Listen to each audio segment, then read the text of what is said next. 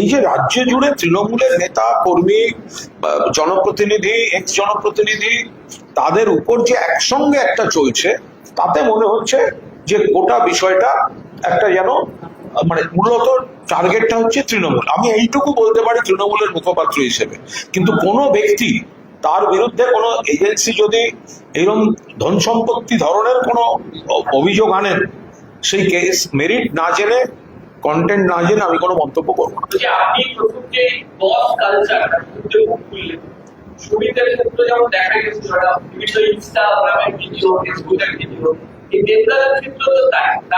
না, একটা শ্রেণী তৈরি হয়েছিল দলে, সেটা হচ্ছে ওই ফেসবুক বা ওই একটা এইসব করে যে আমাদের নেত্রী মমতা বন্দ্যোপাধ্যায় আমার নেই বলে তার থাকবে না, তার কোনো মানে।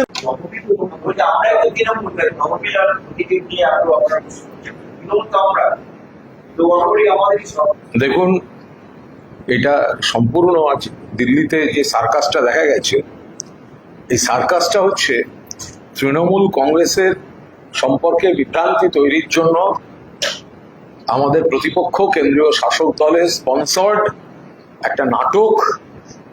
তার কুশীলবরাও সমস্ত তাদের দ্বারা নিয়ন্ত্রিত, অর্থাৎ ইলেকশন কমিশন, জ্ঞানেশ কুমার, যিনি বাংলা এবং তৃণমূল কংগ্রেসকে টার্গেট করে গোটা নির্বাচনী প্রসেসটা চালিয়েছেন। এখন তারা এই ধরনের একটা নজিরবিহীন কাজ তারা আজ করেছেন, যে কোনো টম, ডিক অ্যান্ড হ্যারি যে কোনো একটা বেছে নিয়ে তাদের সঙ্গে একটা বৈঠক। আমরা খুব স্পষ্টভাবে বলি যে এই যে নির্বাচন কমিশন, তারা কিন্তু তাদের রুলটা সব পার্টিকে জানিয়ে দিয়েছিল। কি রুল? রুল হচ্ছে অথরাইজড রিপ্রেজেন্টেটিভ ছাড়া যারা অনুমোদিত প্রতিনিধি হবেন কোন দলের, তাদের সঙ্গে ইসিআই কমিউনিকেট করবেন, মিটিং ডাকবেন ইত্যাদি। ECI had informed all parties about their rule where only authorized representatives of political parties can request a meeting with full bench of ICI. অর্থাৎ নির্বাচন কমিশন খুব স্পষ্টভাবে সব রাজনৈতিক দলগুলিকে জানিয়ে দিয়েছিলেন যে তাদের অনুমোদিত প্রতিনিধিরাই এই ধরনের মিটিং এর জন্য আবেদন করতে পারে। AITC has not asked for any meeting. On what grounds is the ECI meeting with some MLAs? তো যেখানে পরিষ্কার বলা আছে, ইসিআই এর রুলেই বলা আছে যে কোন রাজনৈতিক দলের অনুমোদিত প্রতিনিধি ছাড়া মিটিং করতে পারবে না, এবং অল ইন্ডিয়া তৃণমূল কংগ্রেস যেখানে কোনো মিটিং সিক করেনি, অ্যাপয়েন্টমেন্ট সিক করেনি, তাহলে কি করে তাদের ফুল বেঞ্চ সেখানে বসতে পারে? আমাদের দলের, তৃণমূল কংগ্রেসের বা যে কোনো রাজনৈতিক দলের কারা অনুমোদিত প্রতিনিধি হবেন, সঙ্গে ফর্ম এ এবং ফর্ম বি দেওয়া হয়েছে। এ আর ফর্ম বি না থাকলে তো আপনি তৃণমূল কংগ্রেসের বিধায়কই হতেন না মশাই। তাহলে যারা ফর্ম এ ফর্ম বি সই করলো, তারাই তো তৃণমূল কংগ্রেসের অথরিটি। বাড়িওয়ালার একটা নির্দিষ্ট অধিকার আছে, তিনি অথরিটি, আবার ভাড়াটেরও একটা অথরিটি আছে। কিন্তু ভাড়াটে তো কখনো আমি আসল বাড়িওয়ালা বলতে পারো না। তার কারণ ভাড়াটিয়া যে ভাড়াটিয়া, তার যে বৈধ নথি, তাতে তো বাড়ির মালিকের অনুমতি থাকতে হবে। যে 10 জন গেছেন, বা যে 1 জন 2 জন 3 জন আমি জানি না, ধরা যাক 10 জন, যেটা আমি দেখছি, এই 10 জন যে তৃণমূলের হয়ে বলতে গেছেন, এই বলার অধিকারটা তো দিয়েছে মমতা বন্দ্যোপাধ্যায়, অভিষেক বন্দ্যোপাধ্যায় সই। আমি যদি বলি আমি আসল তৃণমূল, তাহলে ফর্ম এ আর ফর্ম বিটার কি দরকার ছিল মশাই? তাহলে ফর্ম এ আর ফর্ম বিটার কি দরকার ছিল? এটা একটা সময় কেউ এসে বললো আমার থাকার জায়গা নেই, আপনার বাড়িটা ভাড়া নিতে চাই। বাড়িওয়ালা বললেন আচ্ছা থাকুন, আমার 294টা ঘর আছে, আপনি কয়েকটা জায়গায় থাকুন। এবার ভাড়াটিয়া হঠাৎ বলছেন আমি বাড়ির মালিক।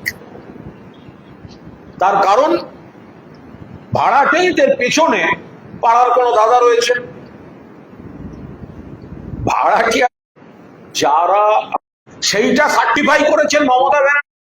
এফিডেভিট দেখুন, appointments to any Tom Dick and Harry. কি করে দিতে পারে? একটা দল থেকে যাকে বহিষ্কার করা হয়েছে তাকে কি করে ইলেকশন কমিশন অ্যাপয়েন্টমেন্ট দিতে পারে? একটা দল তার অনুমোদিত রিপ্রেজেন্টেটিভ নয় করছে। ভোটে তো নানা কারচুপি, ভোট লুটে তো নানা কারচুপি হয়েছে, ভোটার লিস্টে তো কারচুপি হয়েছে। তারপরেও কেন? কারণ জানে যে মমতা বন্দ্যোপাধ্যায় আবার শক্তিশালী এবং মমতা বন্দ্যোপাধ্যায়ের সঙ্গে জনসমর্থন আছে। ফলে যারা আজ দেখা করেছেন অধিকার বহির্ভূত, ভিত্তিহীন, বিজেপি স্পন্সর্ড, অনৈতিকভাবে ইসিআই যাদেরকে সাপোর্ট করেছে, অনৈতিকভাবে ইসিআই যাদের অ্যাপয়েন্টমেন্ট দিয়েছে, যারা তৃণমূল হিসেবে গণ্য হচ্ছে, ফর্ম এ এবং ফর্ম বি পূরণ করে মমতা বন্দ্যোপাধ্যায় এবং অভিষেক বন্দ্যোপাধ্যায়ের সই ব্যবহার করে তারা নিজেরা আগে তৃণমূল হয়েছে, এবার বলছে আমরা আসল তৃণমূল।